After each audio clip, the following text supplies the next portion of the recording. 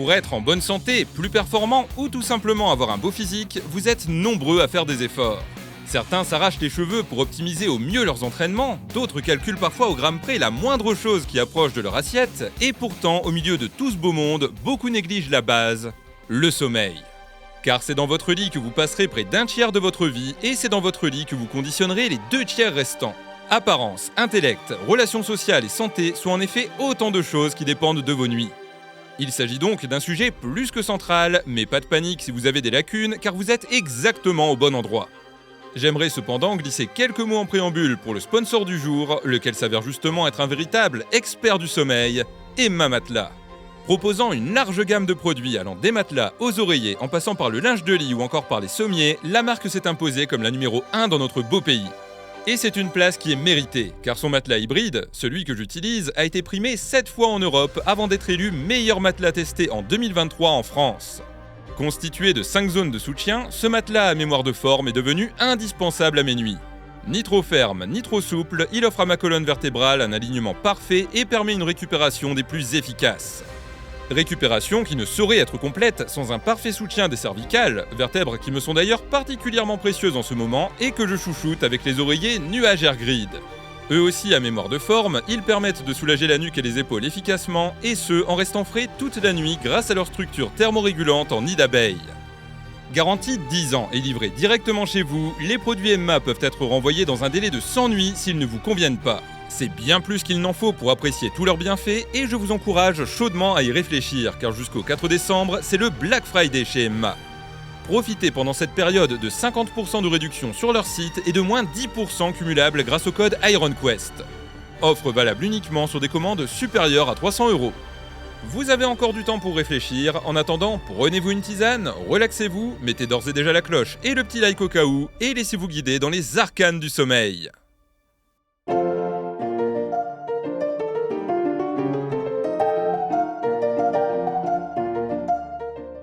Tirant son nom du latin somniculus, le sommeil correspond à l'état inconscient par lequel les animaux, hommes compris, passent entre 2 périodes d'éveil. Indispensable à la récupération et donc à la vie, il se caractérise par une perte de vigilance, une diminution du tonus musculaire et une perte partielle de la perception sensitive. Selon les espèces, il présente énormément de disparités, que l'on soit sur des animaux à sang chaud, à sang froid, diurnes, nocturnes, etc.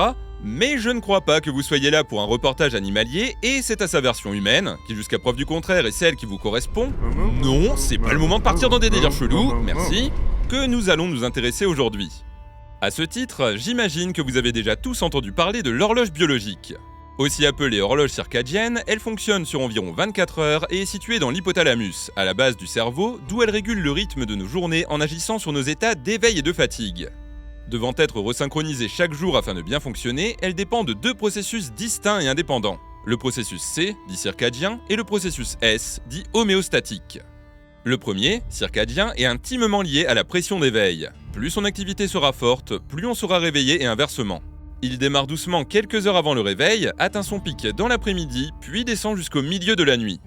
Concrètement, un processus C bien en marche va nous donner faim, faire grimper notre température, donner envie d'aller aux toilettes et influer sur les hormones que l'on sécrète.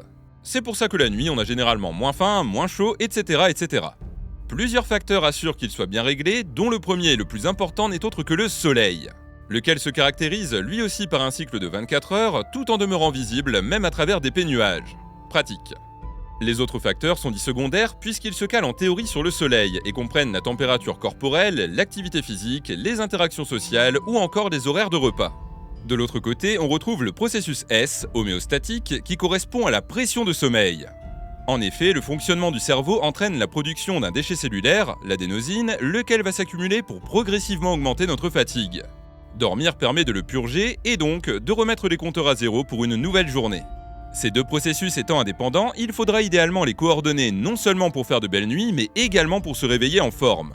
Pression d'éveil et de fatigue étant en opposition, la première devra être inférieure à la seconde au moment d'aller se coucher, ce qui devrait permettre aux courbes de se croiser pour assurer un réveil dans les meilleures conditions. La logique est simple sur le papier, ça l'est un petit peu moins en pratique, mais ne vous en faites pas, on verra comment optimiser tout ça plus tard. En attendant, et pour bien comprendre la suite, voyons voir en détail comment se déroule le sommeil. D'un point de vue physiologique, c'est l'activité de l'hypothalamus, un petit organe profondément enfoui dans le cerveau qui va régir notre sommeil. Chargé de traiter les signaux externes, comme par exemple les sons, il cessera d'envoyer des informations au cortex cérébral lors de l'endormissement, et ce, sous l'influence de différents neurotransmetteurs comme l'orexine, le GABA ou encore le glutamate. On perd contact avec le monde extérieur et on dort. Le sommeil n'est cependant pas uniforme dans son déroulement et se caractérise par une succession de cycles, eux-mêmes constitués de différentes phases. Tout d'abord, et avant de s'endormir, on entre dans ce que l'on appelle l'état hypnagogique. Phase de transition entre la veille et le sommeil, il s'agit grosso modo du moment où l'on s'endort et où nos pensées deviennent floues. Il dure entre 5 et 10 minutes et c'est à ce moment-là que l'on peut ressentir cette fameuse sensation de chute qui nous fait sursauter d'un coup. Je ne sais pas si ça vous arrive souvent et dans quelle proportion, n'hésitez pas à en parler en commentaire, mais de mon côté, une petite pensée aux demoiselles que j'ai manqué de mettre KO en m'endormant. Une fois cette phase passée, le corps arrive dans un état de sommeil lent, lui-même composé d'une phase dite lente légère et d'une autre lente profonde. La première représente en moyenne 40 à 60% de nos nuits et se caractérise par un ralentissement généralisé du corps. La température corporelle, la fréquence cardiaque et l'état de conscience diminuent tandis que la respiration se régularise. Il s'agit d'un état de sommeil assez léger qui est cependant essentiel à la consolidation de la mémoire. Vient ensuite le sommeil lent profond, qui représente 15 à 25% du temps de sommeil total et est caractérisé par une diminution des fréquences cardiaques et respiratoires, de l'activité métabolique et de la tension artérielle, ainsi que par une détente musculaire accrue. C'est le moment où on est le plus déconnecté du monde réel et c'est par conséquent le sommeil le plus réparateur. C'est là que nos fonctions cognitives et nerveuses sont restaurées, tandis que nos tissus sont en plein travaux grâce aux pics d'hormones de croissance propres à ce stade. Autrement dit, c'est le moment clé pour la récupération. Pas de sommeil lent profond, pas de muscles, pas de faux force et une mémoire de poisson rouge. En effet, le sommeil profond conditionne ce que l'on va retenir ou non de nos journées. Il permet au cerveau d'analyser les événements du jour et joue un rôle clé pour la mémoire déclarative, celle qui permet de retenir des trucs, comme par exemple vos cours ou mes formidables vidéos, ainsi que pour la mémoire épisodique, c'est-à-dire celle qui aide à se repérer dans l'espace et le temps, bref, celle de l'orientation. Pour information, c'est l'hippocampe, une petite zone du cerveau, qui garde temporairement les informations apprises dans la journée avant de les envoyer au cortex cérébral pour un stockage longue durée. Sans sommeil lent profond, le transfert est un petit peu moisi et c'est pour ça qu'une personne qui dort bien aura une mémoire bien plus efficace. Autant dire que si vous êtes étudiant, je vous mets en garde face au bachotage et aux nuits écourtées, qui si elles peuvent vous sauver la vie à court terme, ne sont pas vraiment faux folles sur la durée. Arrive pour finir le dernier stade du dodo, le sommeil paradoxal. Ce dernier prend place un petit peu plus d'une heure après l'endormissement, il dure environ 10 minutes lors du premier cycle, puis s'allonge au fur et à mesure que la nuit passe pour représenter 20 à 25% du temps de sommeil total. Il se caractérise par une hausse du métabolisme, de la fréquence cardiaque, de la respiration et par de nombreux mouvements oculaires. Ça ne fait pas très repos dit comme ça, je le concède, mais on ne l'appelle pas paradoxal pour rien. En contrepartie de ce sursaut d'activité physiologique, il correspond à un état de paralysie quasi totale, lequel nous permet de faire tout un tas de trucs dans nos rêves sans pour autant le faire dans la vraie vie. Certaines zones du cerveau sont bien plus actives que lors du réveil, et c'est à ce moment-là que nos rêves sont les plus nombreux et les plus élaborés, sachant que l'on rêve chaque nuit, que l'on s'en souvienne ou non. Le sommeil paradoxal joue également un rôle dans la mémoire procédurale. Il permet de retenir un mouvement, un savoir-faire et est donc essentiel au sportif qui maîtrisera d'autant mieux son corps en faisant de beaux rêves. Parlant des rêves, ces derniers peuvent vite tourner au what the fuck le plus total, dans le sens où seuls 1 à 2% des événements de la vie réelle y sont rejoués. Le reste est surtout influé par nos émotions, nos motivations, notre état d'esprit et échappe généralement à toute rationalité. Le cerveau est dans un état d'hyperactivité et le cortex préfrontal, qui assure rationalité et logique, se retrouve déconnecté. Les rêves sont donc une association d'expériences et d'émotions qui manquent souvent de sens, mais qui permettent parfois d'avoir de bonnes idées auxquelles on n'aurait jamais pensé en temps normal. Pour finir, le sommeil paradoxal a également un rôle social, puisqu'il facilite le traitement des signaux sociaux et émotionnels. En gros, si on dort mal, on risque bien d'être un sale con. En plus d'être faible et pas très malin, ce qui ne fait que donner une raison de plus pour bien dormir. L'ensemble des 3 phases que l'on vient de voir constitue donc un cycle de sommeil. Durant entre 1h30 et 2h, nous en effectuons idéalement 4 à 6 dans une même nuit. S'ils obéissent qualitativement au schéma que l'on vient de voir, léger, profond, paradoxal, ils sont quantitativement variables, le paradoxal étant surtout là en fin de nuit, tandis que le profond se raréfie à la fin de cette dernière, ce qui est logique puisqu'on approche du réveil. Sur ce, je ne vais pas vous assommer davantage avec la théorie, je pense qu'on a vu l'essentiel, et sans plus attendre, histoire de vous motiver à bien faire attention, voyons voir quelles sont les conséquences directes d'une bonne nuit de sommeil, ou au contraire, de leur absence.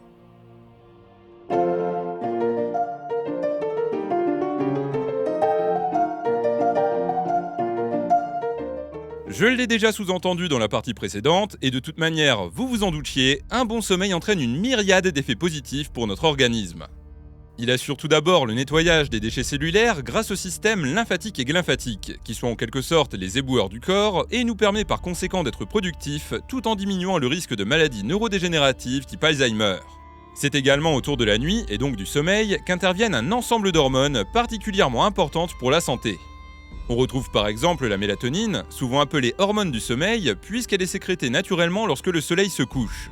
Son rôle est d'envoyer au cerveau, et donc au corps, le signal qu'il est l'heure d'aller dormir, en plus d'avoir en parallèle un effet anti-âge, antioxydant, anti-inflammatoire, anti-ostéoporose, anti-cancer, et j'en passe.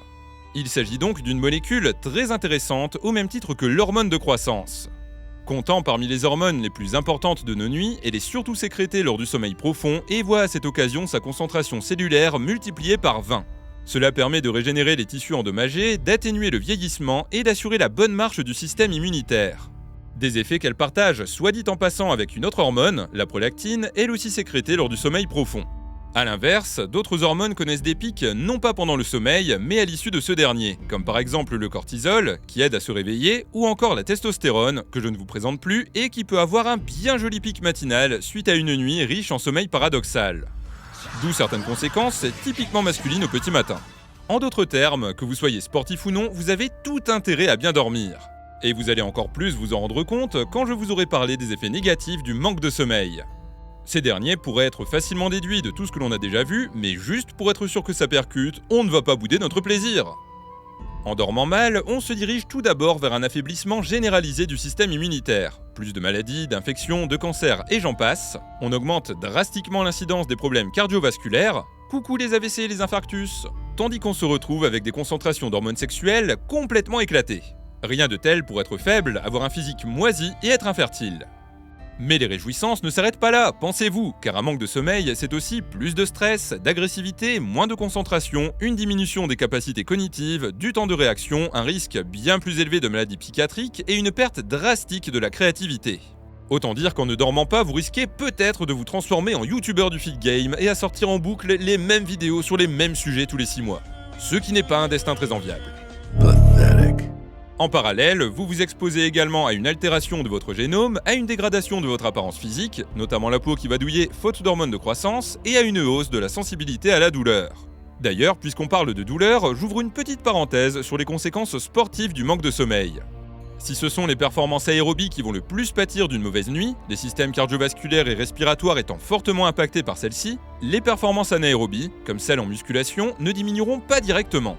On pourrait penser qu'il s'agit là d'une véritable aubaine, mais pas du tout, puisque c'est exactement comme ça qu'on risquera de se blesser.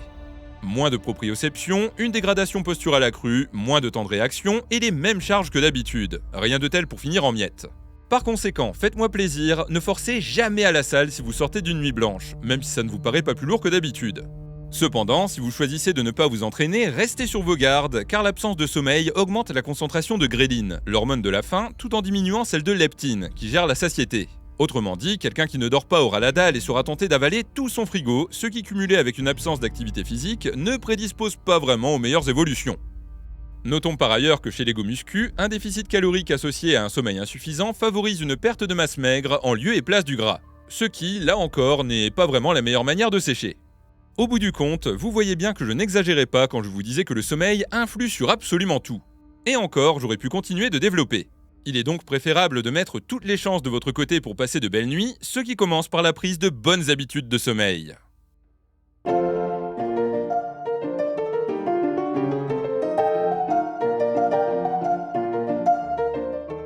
Commençons par répondre à la question la plus souvent posée lorsqu'il s'agit de dormir.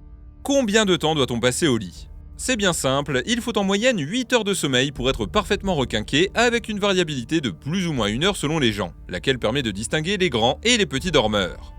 Ces derniers sont statistiquement très rares et le fait de pouvoir dormir moins de 7 heures sans conséquence sur la santé vient d'une particularité génétique absente chez 99% des gens. Ce que j'essaie de sous-entendre ici, avec plus ou moins de subtilité, c'est que si vous pensez avoir besoin de peu de sommeil, méfiez-vous, vous vous êtes peut-être conditionné à vivre sans jamais être en pleine forme. Second point majeur, l'heure de coucher idéale. Celle-ci varie selon la génétique des individus et est associée à 3 archétypes appelés chronotypes de sommeil. Plus de 50% des gens ont un chronotype dit intermédiaire, c'est-à-dire avec une heure de coucher idéale située entre 22h et minuit, levé entre 6h et 8h, tandis que les autres auront ou bien un chronotype matinal, couché et levé plus tôt, ou bien un chronotype vespéral, couché et levé plus tard. Je digresse un petit peu, mais vous noterez que ces différences de chronotype ont vraisemblablement une origine évolutive liée à la survie. Des horaires décalés ayant permis au premier groupe humain d'avoir toujours des gens pour faire le guet pendant que les autres dorment. C'est quand même bien fait. Dans tous les cas, si vous ne savez pas vous situer par rapport à vos préférences naturelles, n'hésitez pas à profiter de vos vacances pour analyser votre chronotype. Le respecter étant en effet très important pour avoir le sommeil le plus qualitatif et équilibré possible en ce qui concerne les différentes phases qu'on a vues tout à l'heure. Car un défaut de sommeil, en qualité ou en quantité, ne passe jamais vraiment inaperçu. Par exemple, 1 heure de sommeil perdue par nuit équivaut à 1 nuit de perdu par semaine, et si on prolonge le déficit encore une dizaine de jours, on en arrive à une diminution des performances cérébrales équivalente à celle qu'on aurait eue avec une nuit blanche. Autrement dit, la privation chronique, même légère, a les mêmes effets qu'une privation aiguë, et ce n'est clairement pas en tapant une grasse matinée que vous allez arranger les choses. Ce serait beaucoup trop simple, sachant qu'à partir de la trentaine, voire même avant, il devient de plus en plus difficile de récupérer d'un manque de sommeil. Prenez donc de bonnes habitudes dès que possible, en essayant par exemple de dormir à heure fixe afin de stabiliser votre horloge biologique. Pour ce faire, il faudra non seulement de l'organisation, mais aussi beaucoup de discipline, sachant que les week-ends ne font pas exception, même si dans les faits, il faut bien vivre. Pour ma part, je vois un petit peu ça comme la diète. Un écart de temps en temps ne vous tuera pas, au contraire, c'est même ça qui vous fera durer sur le long terme. Par ailleurs, si jamais vous êtes déréglé et que vous n'arrivez pas à vous coucher ou à vous lever à des heures normales, n'essayez surtout pas de vous recaler du jour au lendemain, vous n'y arriverez pas. Allez-y doucement, comme par exemple en avançant votre heure de coucher d'une bonne vingtaine de minutes tous les 3-4 jours, et ça ira petit à petit. Comme en muscu, la règle d'or, c'est la progressivité. Arrivé à ce stade, si vous faites attention à tout ce que l'on vient de voir, vous faites déjà bien mieux que la majorité des gens. Bravo. Pour autant, ce serait quand même dommage de s'arrêter en si bon chemin quand il reste tant de petites choses à optimiser. Pas vrai ?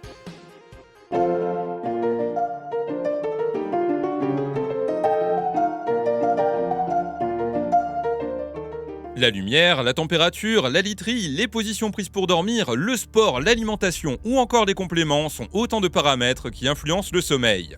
Il y a donc beaucoup de choses à voir, mais pour ouvrir le bal, je vous propose d'attaquer sur le plus évident, lequel concerne d'ailleurs directement le sponsor de la vidéo, à savoir la literie. Le choix de cette dernière n'est bien sûr pas anodin, merci Captain Obvious, car c'est un petit peu dessus qu'on dort. Un bon matelas est donc un matelas qui ne sera ni trop rigide ni trop mou, permettant ainsi un maintien optimal avec un bon alignement de la colonne. Si on dort à deux, et pour favoriser l'indépendance de couchage, ce qui peut être utile quand on a du mal à dormir, on peut jeter son dévolu sur un très grand matelas, comme celui que j'ai, ou alors sur 2 petits matelas mis bout à bout. De même, pour ceux qui sont soucieux de leur dos et de leur confort, les matelas à mémoire de forme sont un excellent choix. Le seul petit problème, c'est qu'ils ont tendance à tenir chaud, souci en partie réglé chez Emma grâce à la couche de mousse Ergocell présente dans leurs produits. L'oreiller devra lui aussi être choisi avec soin puisqu'il conditionne la santé des cervicales. Prenez-en un trop ou pas assez épais et vous finirez immanquablement avec la tête dans une mauvaise position. Rien de tel pour éviter ces déconvenues que de choisir un oreiller ergonomique ou à mémoire de forme. Je ne vous ferai pas l'affront de remettre un coup de pub, je pense que vous en avez déjà eu assez. Bref, une fois que vous disposez d'une literie de qualité, il s'agit désormais de l'utiliser correctement, car la position dans laquelle vous allez dormir n'est pas sans conséquence sur la santé articulaire, la stabilité de la colonne ou encore l'afflux sanguin cérébral. C'est quelque chose de vraiment important car une mauvaise position risque d'entraîner des douleurs, d'influencer négativement la production d'hormones, la digestion, le métabolisme, la réparation tissulaire, les fonctions cardiaques et j'en passe. Vous devez à juste titre vous demander quelle position il faut prendre et la réponse, c'est qu'il s'agit avant tout de vos préférences tant que vous respectez 2-3 règles essentielles. Par exemple, dormir sur le ventre est une véritable aberration du point de vue ostéo-articulaire en plus de gêner la digestion et la respiration. Préférez donc une position de côté, épaule avancée pour éviter d'avoir le bras engourdi, main sous le cou pour soutenir les cervicales et au besoin, oreiller entre les genoux pour stabiliser la colonne ou alors la position sur le dos, bras le long du corps ou sur le ventre. Cette dernière constitue soit dit en passant la meilleure position ostéo-articulaire si le matelas est bon grâce à l'excellent positionnement vertébral qu'elle procure. Très bien pour les go muscu. Au sujet de la tenue, évitez tout ce qui est trop serré ou trop épais. Le pyjama n'est d'ailleurs pas obligatoire, les femmes ayant tout intérêt à dormir la poitrine à l'air pour éviter qu'elles ne s'affaissent à cause du soutif, tandis que les hommes gagneraient à laisser leurs bijoux respirer s'ils veulent rester fertiles. Venons-en désormais à des points d'optimisation un petit peu moins évidents, comme par exemple la gestion lumineuse. Souvenez-vous, notre horloge biologique est en partie régie par le processus circadien, dont le premier synchroniseur n'est autre que le soleil. Capable de passer à travers les paupières, sa lumière entraîne la formation d'un pigment dans la rétine, la mélanopéine, laquelle va inhiber la mélatonine et envoyer des signaux d'éveil. L'idéal serait donc d'être réveillé par la lumière du jour pour la simple et bonne raison que l'être humain est fait pour s'articuler avec le soleil. Éveillé à son zénith quand la lumière est la plus blanche et endormi à son coucher lorsqu'elle est plus rouge. C'est là que la technologie pose un premier problème, puisqu'étant entouré de lumière artificielle le soir, le cerveau risque de penser que le soleil brille toujours, entraînant un dérèglement de l'horloge biologique. Pour bien dormir, il convient donc d'éviter au maximum les écrans avant d'aller au lit et de préférer un éclairage léger constitué de lumière chaude et tamisée. A l'inverse, si vous avez du mal à vous réveiller le matin, vous pouvez utiliser la luminothérapie, c'est-à-dire une exposition à de la lumière blanche intense, chose particulièrement pertinente lorsque l'hiver arrive.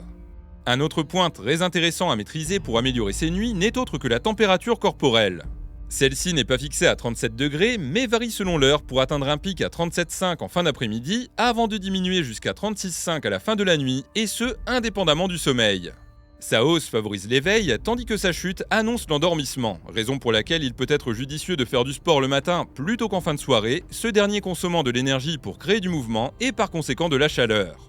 À l'exception des relations sexuelles, des étirements et des massages, il est donc contre-indiqué d'avoir une grosse activité avant d'aller dormir, raison pour laquelle les gros repas sont eux aussi proscrits. Il faut dire que digérer, c'est un véritable sport pour notre corps.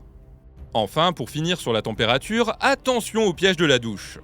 Si on pourrait s'imaginer qu'une douche chaude le matin ou froide le soir serait bénéfique pour nos affaires, c'est en vérité l'inverse, puisque pour contrer la hausse ou la chute brutale de température, le corps va surcompenser dans l'autre sens.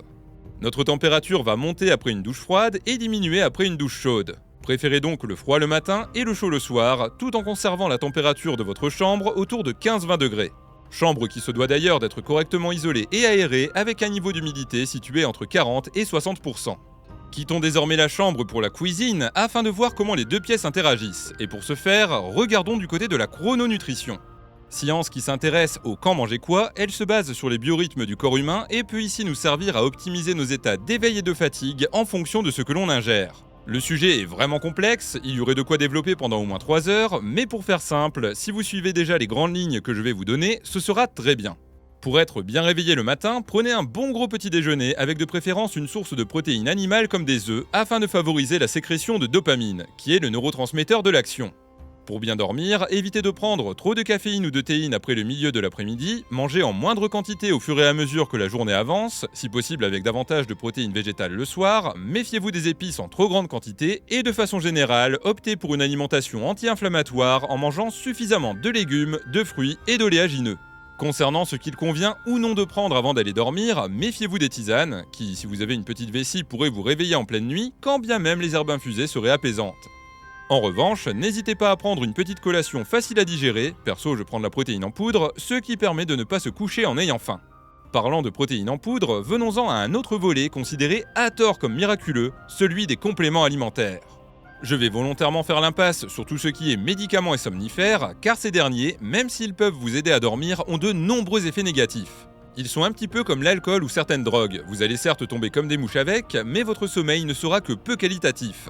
Hormis pour les gens qui ont une maladie, ça ne vaut vraiment pas le coup, sans parler des effets secondaires qui peuvent aller jusqu'au cancer, aux crises cardiaques ou encore aux AVC. Arrivé là, si vous faites déjà tout ce qu'on a vu correctement, mais que vous êtes quand même à la recherche d'un petit coup de pouce, regardez plutôt du côté des molécules que voici. Tout d'abord, la mélatonine. On en a déjà beaucoup parlé, ce n'est pas un truc qui vous aidera vraiment à dormir en tant que tel, mais ça peut vous aider à vous recaler correctement, sans parler de ses nombreux bienfaits pour la santé et du fait qu'en prendre en complément ne bloque pas sa production naturelle. Je vous recommande ensuite 2 micronutriments bien précis, le magnésium et la vitamine D. Le premier pour ses nombreux effets positifs sur la santé et pour être détendu, le second pour son rôle dans la synthèse de sérotonine, le traitement de la fatigue chronique et la régulation du rythme circadien. Voilà pour l'essentiel, et si vous voulez aller plus loin, vous pouvez également prendre du 5-HTP ou du L-tryptophane, qui sont notamment précurseurs de la sérotonine, ou encore jeter un œil du côté de certaines herbes et autres huiles essentielles aux vertus apaisantes.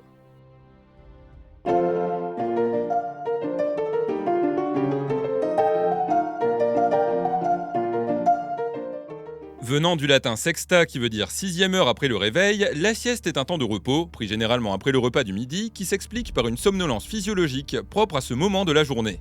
Vous avez bien compris, l'homme est donc génétiquement programmé pour faire la sieste, mais si celle-ci présente peu ou prou les mêmes avantages qu'une nuit de sommeil, plus ou moins marquée en fonction de sa durée, elle n'est cependant pas non plus recommandée à tout le monde, puisqu'elle diminue la pression de sommeil et peut donc empirer le cas des gens qui ont déjà du mal à faire des belles nuits. En revanche, si on dort déjà très bien, qu'on a le petit coup de barre postprandial et qu'on a le temps, c'est un véritable plus à considérer, sachant qu'il y a plusieurs manières de faire. La sieste courte, tout d'abord, plus ou moins 10 minutes, suffit à entraîner un regain de vigilance et de performance cognitive pendant un bon 2 heures. C'est déjà pas mal, d'autant que l'inertie du sommeil, c'est-à-dire l'état de fatigue qu'on peut avoir au réveil, est ici très réduit. La sieste classique, de 20 à 30 minutes, est quant à elle celle qui proportionnellement apporte le plus de bénéfices. Elle peut en partie contrecarrer les effets néfastes d'un manque de sommeil, présente des bienfaits santé importants lorsqu'elle est pratiquée au moins 3 fois par semaine, mais entraîne hélas une petite inertie de sommeil due à sa part de sommeil profond. Cela dit, un petit peu d'exercice au réveil et zou, on n'en parle plus. Enfin, on trouve la sieste longue, entre 1h et 1h30, soit un cycle complet, laquelle octroie les mêmes bénéfices que les sommeils profonds et paradoxal, mais peut nous mettre la tête dans le cul pendant une bonne grosse demi-heure, tout en amputant la nuit à venir. Je ne vous la recommande pas, bien qu'on puisse la considérer quand on sait qu'on va passer une nuit... raccourcie. Nous avons donc vu comment fonctionne le sommeil, quels sont ses effets et comment l'optimiser. Il y aurait encore matière à développer tout un tas de choses, comme par exemple les méthodes de relaxation, l'aménagement de la chambre, les différents types d'insomnie, la dégradation du sommeil chez les personnes âgées, etc. Mais je pense qu'en l'état, vous avez déjà toutes les clés en main pour améliorer vos nuits et par conséquent vos vies. Je tiens tout particulièrement à remercier mon ami le docteur Morgan Aldo, qui m'a très aimablement envoyé son ouvrage La formule du sommeil, lequel m'a servi de base pour écrire cette vidéo et que je vous recommande vivement si la question vous intéresse. Je vous ai d'ailleurs mis un lien en description.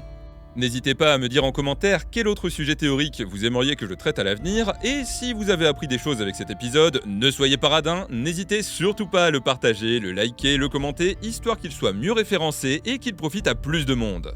N'oubliez pas que jusqu'au 4 décembre, vous pouvez bénéficier de 10% de réduction chez Emma avec le code IRONQUEST, idéal pour mettre à jour votre literie, tandis que vous disposez comme d'habitude de remises chez mes autres sponsors que sont MyProtein, Beast Performance ou encore Unistrength, toutes les informations étant en description. Sur ce, j'en ai terminé avec ma pub et il ne me reste plus qu'à vous souhaiter une bonne journée, un bon entraînement, une bonne nuit et à vous faire des bisous. Salut tout le monde. Il va vraiment dormir en fait. Bonne nuit. Allez, ciao.